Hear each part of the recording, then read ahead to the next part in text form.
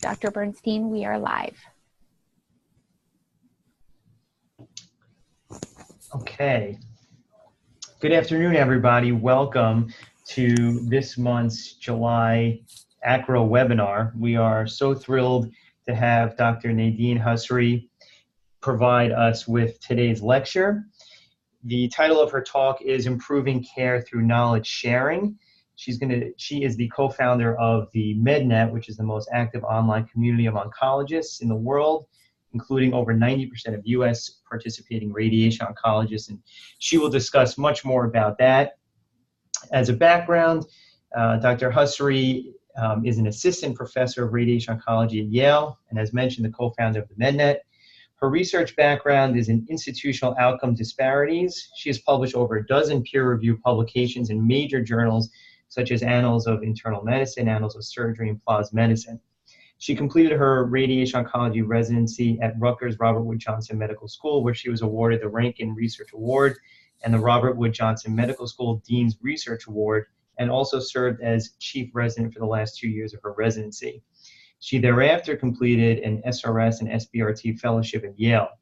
Prior to residency, she was a clinical research training program fellow at the NIH in Bethesda, and she graduated with research distinction from the University of Miami Miller School of Medicine.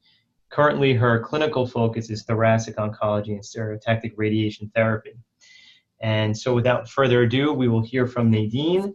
We will have some time afterward to answer questions. If you can use your computer screen to text us, we will answer all of them. And thanks, Dr. Housri, for your willingness to participate. I know everyone's very excited. Thank you so much, Mike. Okay, so I'll just jump right into it. So the title is Improving Care Through Knowledge Sharing. And then my disclosure is that I am the co-founder of the MedNet, so this is like my life's work. So any criticism, maybe just say it really nicely. So I want to talk about the problem that we set out to solve with creating the MedNet, what this solution was, and really it is a technology solution in many ways, but also a very social type of solution. The results of what we've done over the past 4 years, and some current and future projects that we're very excited about. So, the major problem is that as clinicians, we have questions with almost every patient encounter. But our current knowledge resources don't answer many of these clinical questions. And it's really true for very complex and nuanced situations where current evidence and clinical practice guidelines are not really directly applicable to many patients. And the result of this is that half of clinical questions go completely unanswered. And there's actually, a lot of data that there's probably about 70 studies have actually looked at clinicians' questions and the reasons why so many of their questions go unanswered. Oftentimes it's because they don't have time, but another really important reason is they don't know where to get the answer, or they don't think an answer exists. Our current process is to ask colleagues and experts questions in hospital hallways, on the phone, and via email. And I think more and more frequently, probably via text messaging as well. The problems with this is that the value of knowledge that we share really depends on how strong our networks are. So if you have, an inflammatory breast cancer patient and have a difficult question, and the inflammatory breast cancer expert is right down the hall from your office, you're going to get really great knowledge and information. And it's very different than types of information that's shared, with a colleague who maybe, treats a little bit of everything and maybe has seen as many cases as you have. So the other issue is the valuable experiential knowledge that's shared in these really strong networks. They're never documented, or they're not shared with the rest of the community. And we find that leads to a lot of variations in practice.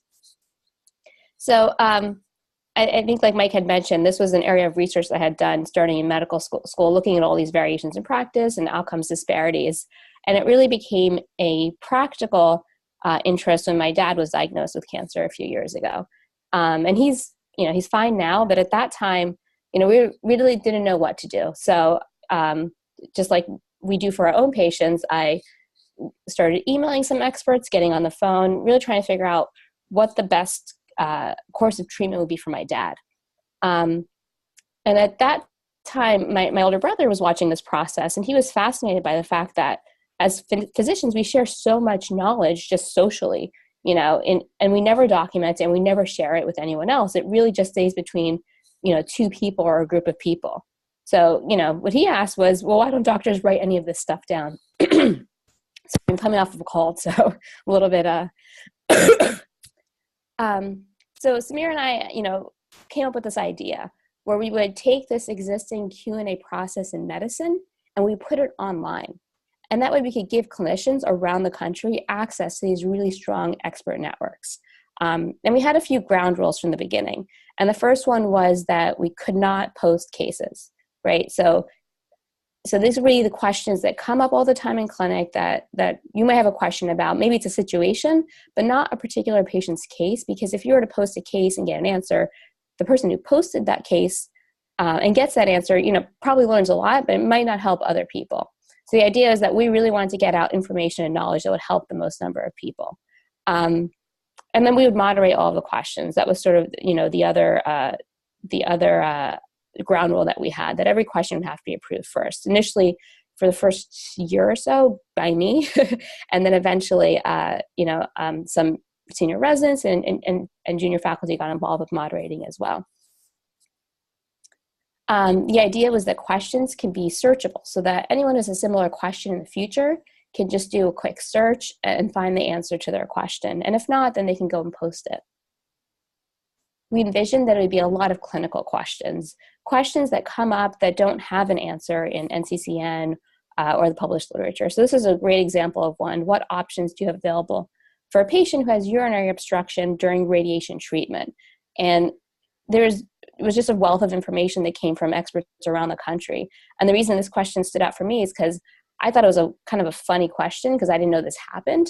And a week after it was posted, one of my patients actually had an obstruction, and it was incredibly helpful to me to know what other experts were doing and what I should be thinking about and different things to try.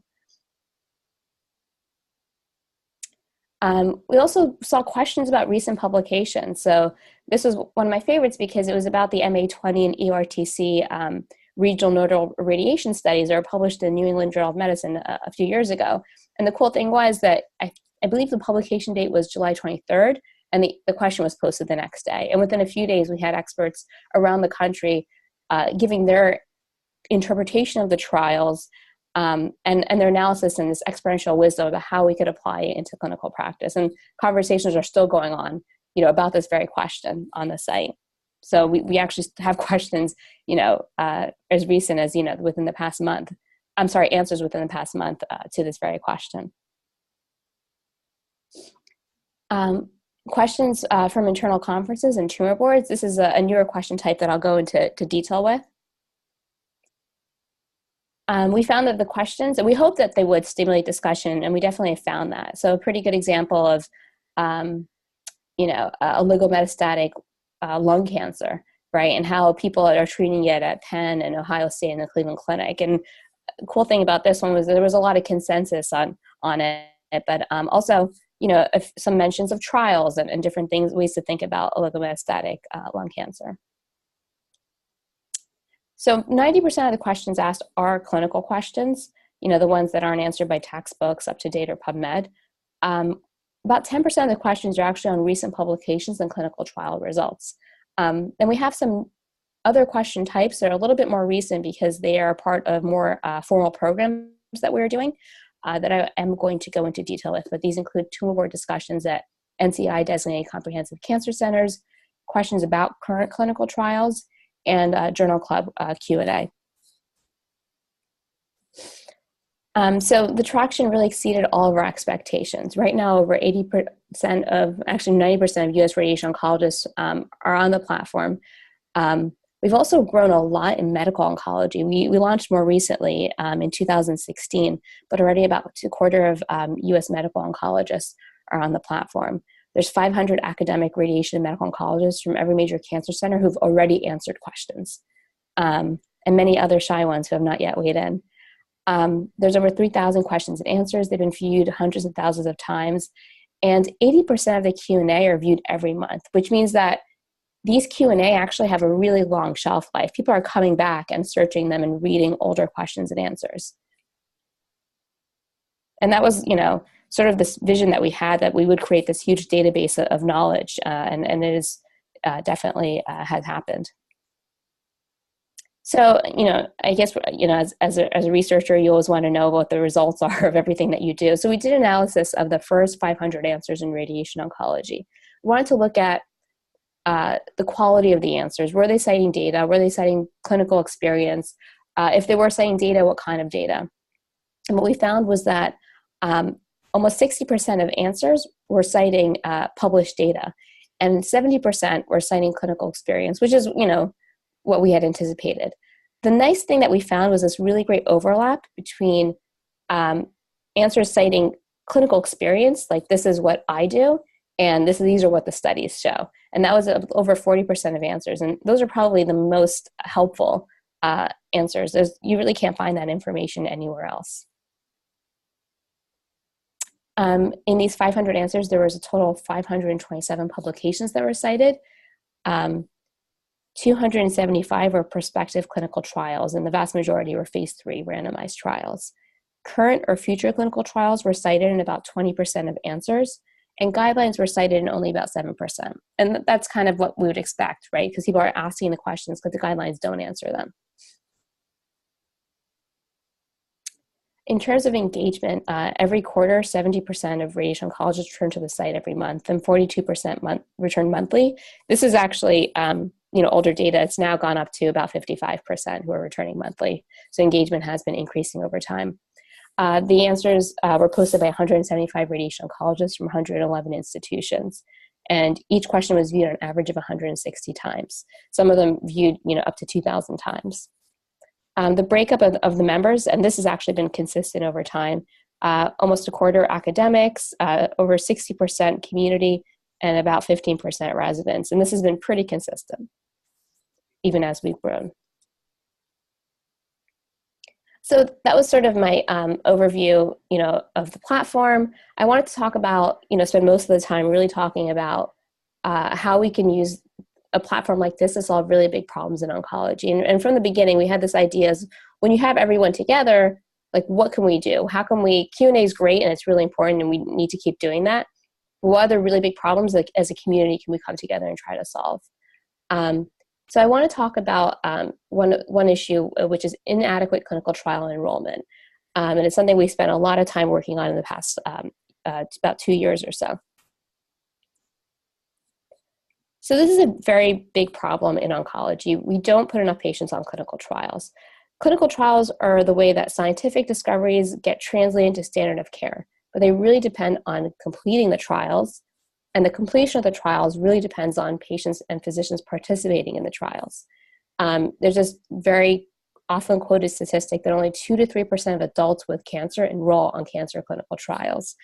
And as a result, up to 40% of cooperative group trials fail to complete accrual and close completely.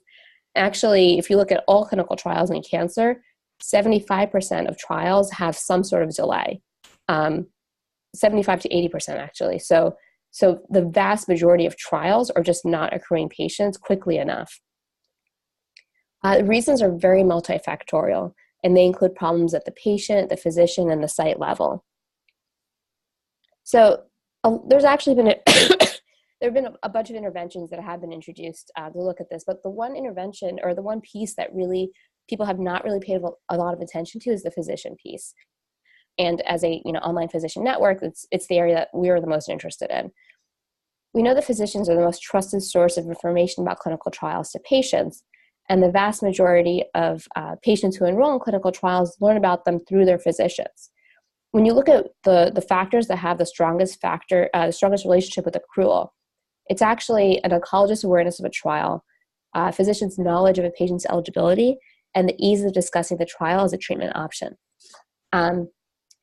Again, like breaking up all the factors to lead to an individual patient getting on a trial, it's actually probably about 70% of those factors are attributed to the physician actually talking to the patient about the trial.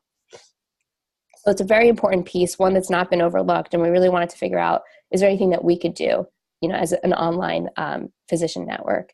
So we came up with this idea that we, have been discussing with SWOG for quite a while to conduct a targeted, social, and personalized campaign on the MedNet focused on awareness and education to drive accrual to SWOG clinical trials. We came up with the initial concept, but we felt like it was really important to get the feedback of the people who would this impact the most. So initially I did outreach to about 29 principal investigators at NCI community oncology research programs, or NCORPs, around the country, and was able to get on the phone with 19 PIs who were high enrolling physicians and 6 who were non-PIs who were low enrolling. And these are all community medical oncologists. So there's a lot of things that we learned. The first is that sort of the confirmation that clinical trials are not top of mind for most physicians. They reported that it was more challenging to identify patients for second-line trials because patients are not often screened. A lot of places will do single interventions to increase enrollment to trials. So they'll might do a talk about a trial or send out an email or some sort of educational intervention. And these have led to initial improvements, but they're really not sustained. They all told me that it was important to publicly acknowledge physicians who enroll patients to clinical trials. Many places will do a leaderboard, or they'll send out sort of like a PDF document with all the top enrolling physicians, or they might write thank you cards. One of the things that kind of stuck with me with one community oncologist told me was that, and this was a high enrolling physician, when he goes to ASCO every year, he sees a lot of academics who've got their name badge and then ribbons that are basically hanging off, all the way down to the floor because they're invited speakers and they're board members and they're faculty and whatever. And they get all this acknowledgement as academics. Whereas community oncologists who are really devoting a lot of time to putting patients on clinical trials, unless you're the #1 enrolling physician, in the country, you'll be on the paper, but otherwise there's really not a lot of acknowledgement. And that really stuck out to me. Another thing that we heard is that physicians need quick information about eligibility and quick access to information that could prevent a patient from enrolling on a trial. And these include requirements for central path review or further credentialing, because these are things that really will completely, stop a patient from getting on a trial right from the onset. We've also heard multiple times that it's challenging for physicians to be aware of all the trials at their own site if they're at a site that has 100+ trials open. And that's often the case with not just academic centers, but NCORP sites as well, because they've got SWOG studies and NRG and Alliance and ECOG studies open. And then this last piece of insight I heard from Lou Fehrenbacher, who was the PI of the Kaiser NCORP. He just retired, I think within the past month or two. But this is something that he told me that a lot of people confirmed afterwards. And this was that you could probably divide physicians into 3 groups. The first is a small group of believers, right, who will drive most of the enrollment at a site. So this is probably about 5% of your doctors, but they'll drive about 75% of the enrollment to the clinical trials. And then there's another group, small group as well, who just will never enroll patients to trials, no matter what you say, no matter what you do. It's just not worth it to them. They don't believe in the trials. It's just not something, it's not part of their jobs as oncologists. And that's probably about 5% as well. And then what I was frequently told is that there's a much larger group of physicians who enroll patients, but probably only about 20% of the patients. And they'll enroll more if the process is made easier. They care about the trials. They do think it's part of their job. They do think it's the right thing to do. But if you made it a little bit easier, then they would probably be able to put more patients on trials. And this is the group that probably would benefit the most from any effort.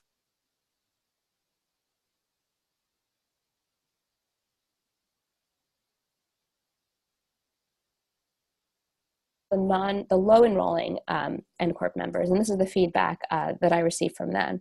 And one of the most common things I heard was that if the clinician felt that their clinic embraced a culture of clinical trials, they were less likely to report barriers. So if they were in an environment where clinical trials were considered, the first thing that you should think about, this is like what standard of care is to put a patient on clinical trial, then those clinicians actually didn't really report as many barriers, even if they have the same amount of barriers as other sites. There was concern about receiving too much messaging or emails in whatever that we would do, with the MedNet. They also confirmed that it's difficult to enroll patients who aren't screened because the trials are not top of mind. So unless someone's telling you about the trial, it's just not something you think about. They thought that customization would be important. They don't want information about trials which their patients won't be eligible for. pretty universally, I heard that even clinicians who never put patients on trials, they felt that they were the right thing to do. And one thing that I heard quite a lot was people don't know how to talk to patients about clinical trials. And it's hard, and it's a discussion. It's something that you don't actually learn very often how to do. All right, so how did we design the study? I said it was targeted, it was social, and it was personalized. So targeted means that the messaging about the trial would only go to clinicians most likely to enroll patients to the trial. So we would target either by institutions, by clinical specialty, or by geography. Specifically for the SWOG study, we focused on the 10 NCORP sites all over the country. It was social in that the notifications came from the PI who led the study. So we would put a clinical trial alert on their homepage, and it would have a short description from the PI for the length of the study, and the description would highlight the importance of the trial. And they could click to read more, and we created this very, very, very brief information about the trial. What's the trial? Why is it important? And who qualifies? And then, more information from clinicaltrials.gov that can be looked at. But we wanted to get the most important information out from the forefront. We created clinically relevant Q&A citing the trial. So instead of asking questions about the trial, what we really focused was on the clinical scenarios that these trials were meant to answer. So this is an example of one of the two studies that we highlighted. So it's SWOG S1418. It was a study that looked at pembrolizumab for patients who have triple-negative breast cancer, get neoadjuvant chemotherapy, and have residual disease at the time of surgery. So they would get immunotherapy in addition to radiation, possibly capecitabine. So, the way we phrase the question is, what is your approach to patients with locally advanced triple-negative breast cancer with residual disease at the time of surgery, right? A very common clinical scenario. And, the answer is, well, this is the trial that's available. And so the PI would weigh in, and apparently there were other trials available too. So he kind of mentions those as well. But it's a way to highlight it in a way that's very clinically relevant. And it was one in a series of Q&A that we created with the PI, and these went into our weekly newsletters, which is how most of the Q&A really reaches our users. We also created personalized messaging, right? So Dr. Prastai, who was the PI of the study, wrote a very brief email, sort of a personal appeal. I'm writing to tell you about our most recent study for triple-negative breast cancer with residual disease after neoadjuvant chemo. These patients have a bad prognosis. I'm asking for your help to enroll patients. Here's more information about the study. This is why it's important. And here's where you can see accrual data and FAQ. Very transparent and very, very personal, right? That kind of reaching out to people and saying, like, can you please help with this? It is a responsibility of the community. I loved, this line that he added at the end, think of clinical trials as receiving tomorrow's standard of care today. So I've used that quite a bit since then. But again, these messaging would only go to physicians who have this trial open at their site. So it was very targeted. So there were a few things that we also added after speaking to these community NCORP members. One of them was we added Q&A about how to talk to a patient about these particular trials. We included an image with a schema of the trial, just to make it very quick and easy to kind of get the gist of what the trial is looking at. An FAQ with information about credentialing and central path review, since these were the most important things. And then probably the biggest thing that we did was add this leaderboard. And this is an idea that came from these institutions where we could acknowledge the top enrollers. We can encourage some competition between members of an NCORP and between NCORPs, and then promote a culture that prioritizes clinical trials and creates this sense of community responsibility for clinical trials. So this is what the enrollment dashboards look like, where you could see nationally, who was leading in enrolling to this particular trial. You could see local physician rankings, which would be physicians within either your academic institution or your NCORP. You would see local institution rankings, which is a way to see how other institutions in your area are doing. So maybe you're in the Columbus, Ohio NCORP. You could see kind of how Ohio State's doing, who's right down the road from you. And then we had national group rankings, so you could see which institutions were leading the way nationally. And people would get these like a monthly email that would tell them how they did, in comparison to everyone else enrolling. So if you'd enrolled a patient, you would get an email that said, you've enrolled 2 patients to S1418, you rank 11th nationally, and these are the top enrolling physicians. If you had not enrolled, but one of your colleagues had, this would be what the email would look like. Yale's enrolled 1 patient, and these are the top enrolling ones at your institution. And if no one has enrolled, either you haven't enrolled and your institution hasn't, we would just give you information about who has enrolled nationally and how many patients have accrued nationally. And they would take you to the full clinical trial dashboard. So, the first step was we invited oncologists to the MedNet via their NCORP PIs. We actually surveyed them first about their knowledge of the trials, and then we targeted this personalized messaging to investigators to treat breast cancer at these 10 NCORPs. And it was the trial relevant Q&A, which you saw, the clinical trial alerts, the email notifications, and the leaderboards as well. The things that we thought were important to look at is engagement metrics. So do people actually sign up? So we looked at registration rate and then engagement. Do they keep coming back? And then really was more important probably is to look at the actual things that people, the actual initiatives that people engaged in the most. So it was the trial detail page, the Q&A related to the trial, the monthly accrual. And we also wanted to look at monthly accrual before and after the intervention, the number of sites to open. So I thought this was very interesting. When we asked physicians in the beginning if they're aware of these studies, so this is for S1418, are you aware of any trials looking at adjuvant immunotherapy and triple-negative breast cancer with an incomplete response to neoadjuvant chemotherapy? And remember, these are physicians who have the trial open at their site. Only about 53% were aware of the trial, and almost half were not aware. And when we asked if they would be interested in such a trial, the vast majority said that they would. So there's a lack of awareness, but there's definitely interest in these studies. And the largest proportion of, in terms of where they heard about the trial, the largest portion came from hearing about it from other colleagues. So for S1501, that was the other study that we worked with. We asked, are you aware of any studies looking at preventing cardiac toxicity from trastuzumab in metastatic HER2-positive breast cancer patients? And this is pretty shocking. Of all the places that had the study open at their site, the vast majority, almost 70%, weren't even aware of the study. But the same number actually said they would be interested in such a trial. So again, a lack of awareness about studies, but definitely an interest that's there. And again, colleagues are the most frequent sources of information about the trial. So this is actually still ongoing. We'll have the final results at the end, within a month, but we do have some preliminary data. So, you saw from the survey that there was a lack of awareness, but there's definitely interest in these studies.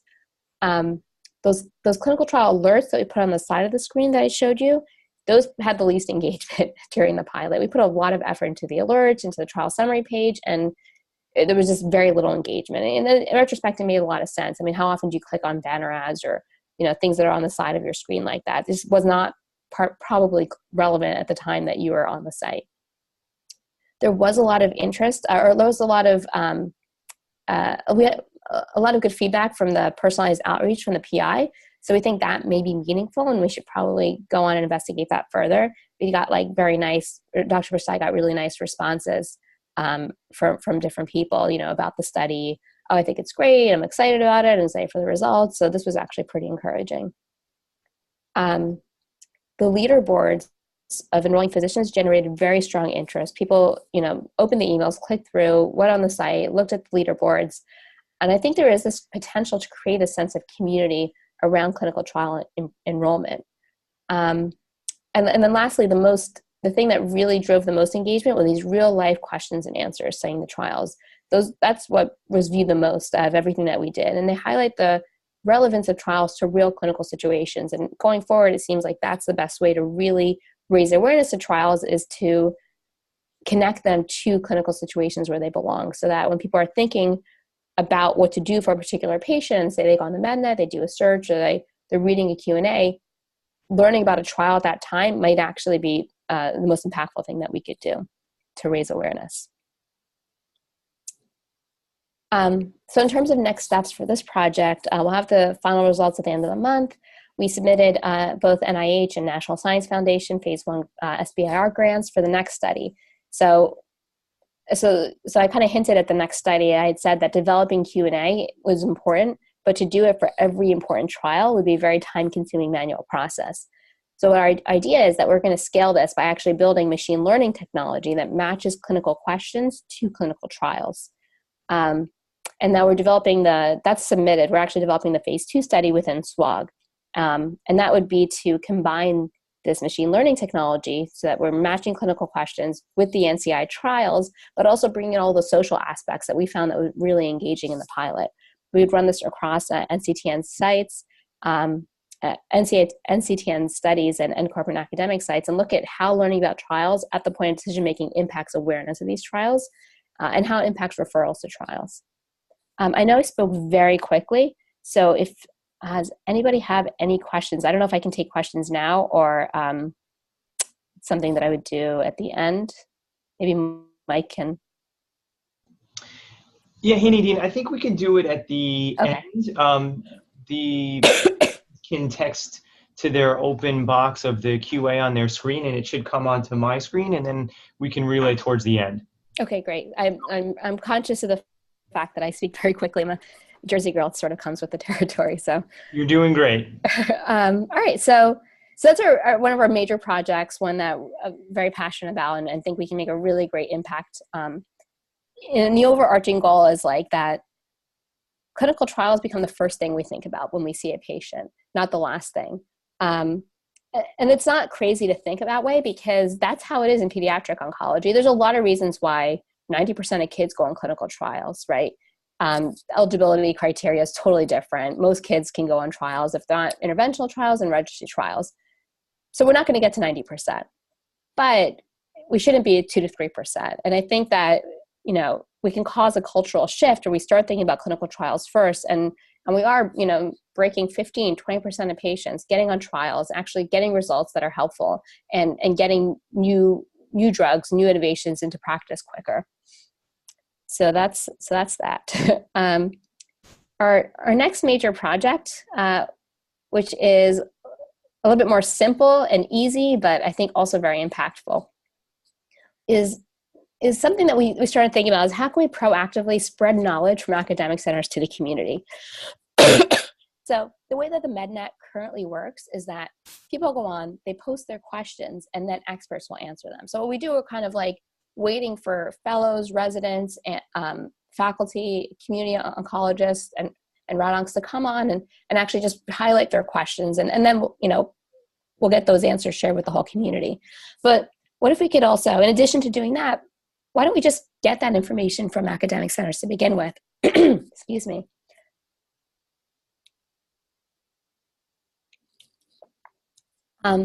So we came up with this idea where we could share knowledge from NCI Comprehensive Cancer Center conferences with the community, because we know that the knowledge shared at these conferences are really good, excellent educational sources of new knowledge, but it doesn't really reach anyone who's not present.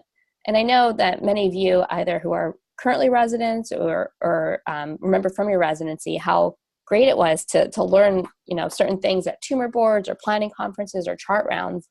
And then, everyone's excited and everyone learns something, and then you leave and that information goes nowhere, right? It's not documented, it's not shared. This happens everywhere. And it's really it's a lost opportunity where we can capture and share real world questions, thoughtful discussions, and clinical expertise that can impact patient care around the country. So this is the idea that we came up with, and we called it the NCI-CCC Tumor Board Program. And the idea is that we could distill discussions from conferences at NCI cancer centers into searchable Q&A on the MedNet. So this is sort of like, if you can imagine the way it would work, Monday morning you have a tumor board meeting. Later that day, a junior collaborator, one person who's kind of devoted to this and who's assigned to this, would post a question from the tumor board on the MedNet. And then we would get that question to an expert who was there, and they could, post the conversation that happened. It would be sent to other experts at other centers around the country for peer review, and they would weigh in with answers, comments, to that initial question. And then by the end of the week, that could go into our database. It could be included in the weekly newsletter. And now this conversation that maybe involved, 10, 15 people now is being shared with thousands of oncologists around the country. And it becomes part of the searchable repository of knowledge and provides long-lasting value. So this is our first site, was MD Anderson, and we started with the breast cancer group there. This is actually our first question that was posted about a year and a half ago. It was about prescribing duloxetine for a treatment of AI-associated musculoskeletal syndrome. And this there's two things that are really nice about this. First of all, it's the conversation that was happening at the time. But duloxetine really, like, the data that it would help for AI-associated musculoskeletal syndrome, that only had come out in December at the San Antonio Breast Cancer Symposium. And that was the result of this large SWOG study. So the cool thing is, not just talking about, not just sharing what you're talking about at your own center, but also talking about like a recent study that has the ability to impact patient care. So it was posted by Megan Karaturi, who's our junior collaborator at MD Anderson, answered by one of the more senior faculty members. And then the nice thing is that Lynn Henry, who's the PI of the study, came back and also weighed in on what she does as well. So I thought that was a really great way to start the program. So this pilot was pretty successful at MD Anderson. We were able to get about 2 to 3 questions every month from their breast tumor board, and you have that share with experts around the country. So we started to expand it, and the next site we expanded to is University of Pittsburgh and then UCLA, and that was later on in last year, and we presented our initial results at San Antonio in December. And at that time, we had 45 answers to 36 questions. They were viewed over 4,000 times, and they're viewed by almost 700 oncologists all over the country. And if you look at actually pull up a map of the population distribution in the U.S., it looks exactly like the map you're seeing here. But this is where the oncologists were and so the information is coming from Houston, from LA, and from Pittsburgh, but it's being shared very widely, which is very cool. It was 49 states. We did not, unfortunately, reach Wyoming. And then I later found out that actually, I don't think there are any oncologists in Wyoming. So in terms of the content, most questions were focused on management, endocrine therapy, chemotherapy, and all of the questions focused on topics that were not answered by NCCN guidelines or ASCO guidelines. There was other topics that were pretty interesting: fertility preservation, genomic testing, oligomets, risk reduction, survivorship, symptom control, and workup. Things that maybe are not totally answered by the published literature, but are discussed at these top centers, and information that's really valuable for the rest of us to hear about and to know. So now we've expanded to an additional to 8 programs total, including Yale, the University of Utah, University of Wisconsin, Ohio State, and Columbia. We've gotten really great feedback, a lot of interest. It's probably some of our most viewed Q&A on the site. So now we started implementing to other programs. So now our next site is actually lung cancer. And so the thoracic oncology programs at Ohio State, Indiana University, and University of Michigan are among the first specifically focused on thoracic oncology. We're also working more on integrating radiation oncology discussions. It did start out as a medical oncology program, but now we're trying to get more rad-onc involved in it as well. And that's actually been really great as a radiation oncologist. And we're developing outcomes measures, so we can actually look at the impact of this program on clinicians. It's one thing to say that people read it and they vote on it and they say it's helpful, but is it actually impacting practice? And that's what we're looking at next.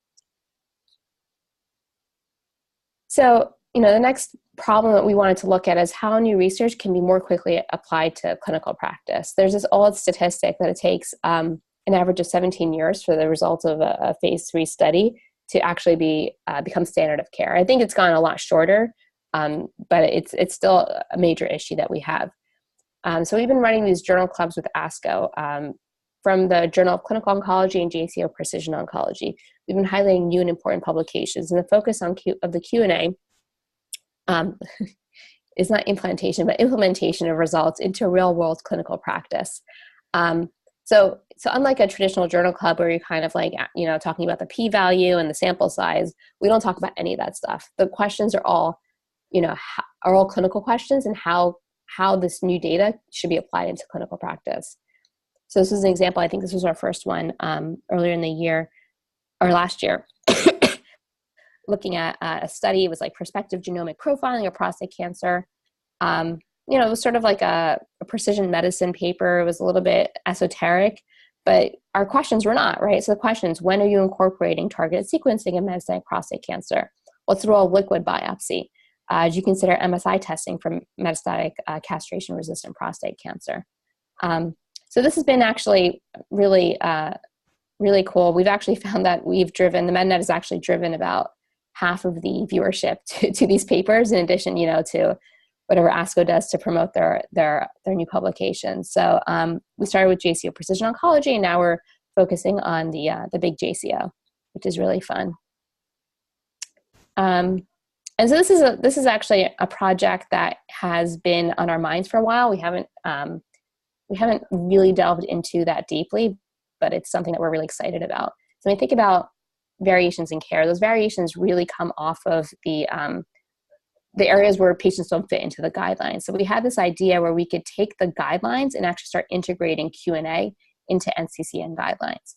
So you could, search the guidelines. If you have a stage 4 renal cell cancer, look at the first line therapy options, maybe even find a trial that might be appropriate for your patient. Get a survey, kind of be able to poll the community and find out what people are doing. Have some expert discussion about all the places where the guidelines don't answer the question. So for example, this recommendation has 8 different options, right? So a very good question is like, what do you recommend? Would you do, what if they respond to PD-1 blockade? Would you stop treatment? And then the supporting evidence so people can go back and reference the paper. So this is a sort of integrating the Q&A into the guidelines is a future project that we're going to be working on, and we're excited about. So I kind of, I wasn't sure who the audience would be. So this is sort of the lessons that I learned that I thought might be helpful to residents, thinking about kind of doing something that's new and a little bit different, because I did start this actually back when I was in training. And so I'd say like the first lesson I learned is to choose your collaborators very wisely. You really want to work with people who care as much about the problem at hand as you do, especially if it's a really, really hard problem. And there's a lot of delayed gratification, right? Because you need to be able to stick with it, even when it's hard and it doesn't always work, and figuring out how to make it work is part of the challenge, but once it does, it's really rewarding. So you kind of need people who are going to stick with it. I would say don't be afraid of doing hard things.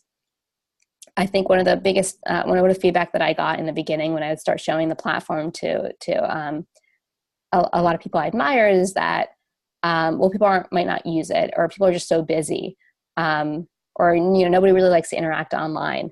And I think I got some of those comments, but much more frequently it was a lot of really positive feedback, like overwhelmingly positive, that helped me keep going. And it was very hard. I think that just kind of sticking with it is what led to it. I think that the common theme is just sticking with it.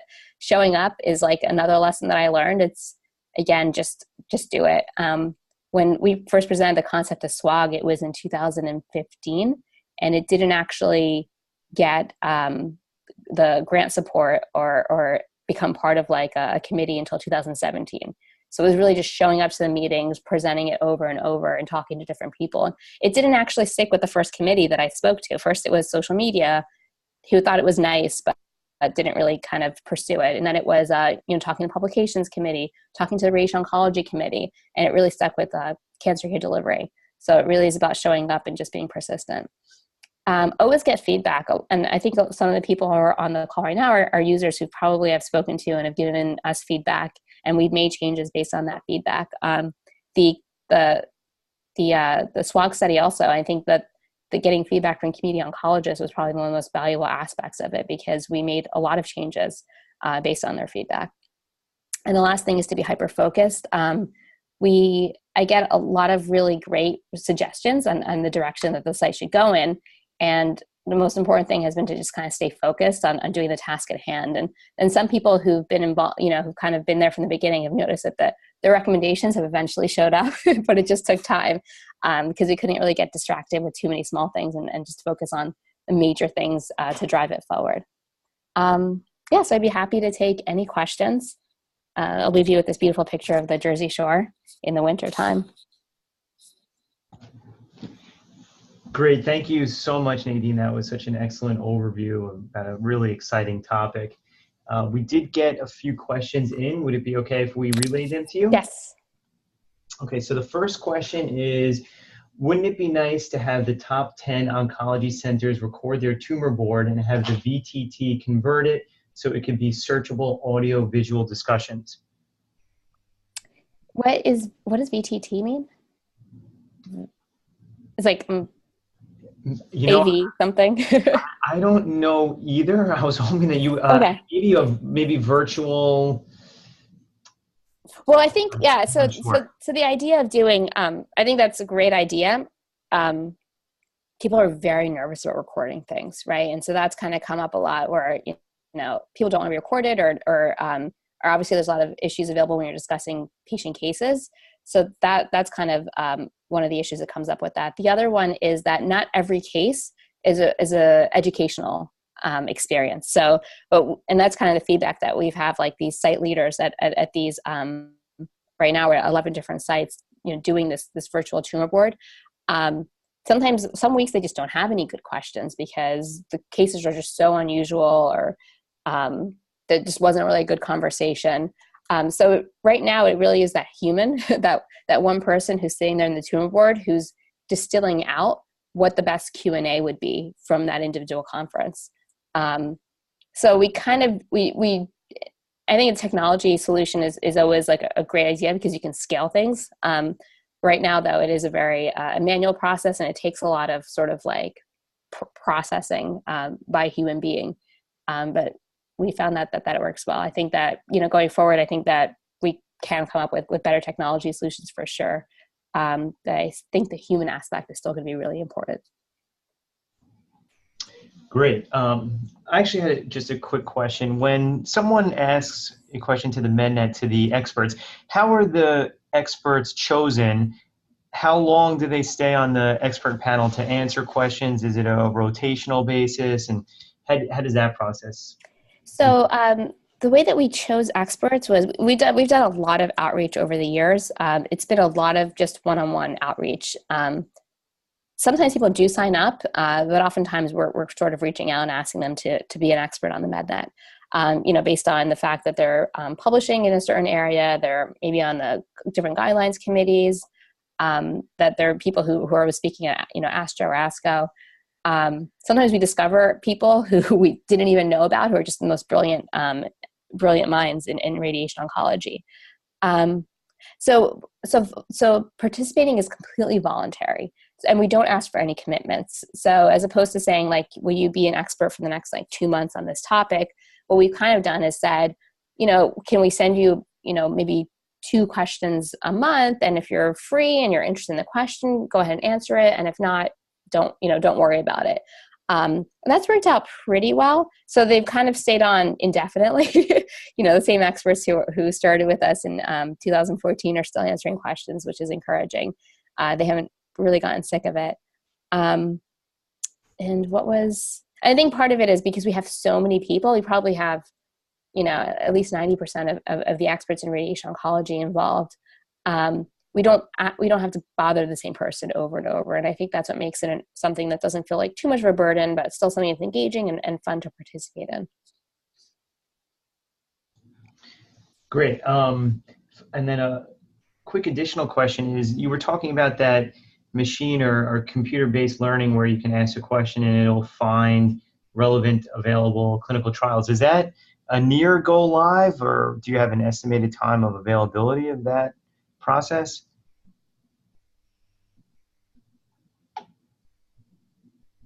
Is in natural language processing, machine learning, specifically to impact like oncology, because he's also a radiation oncologist.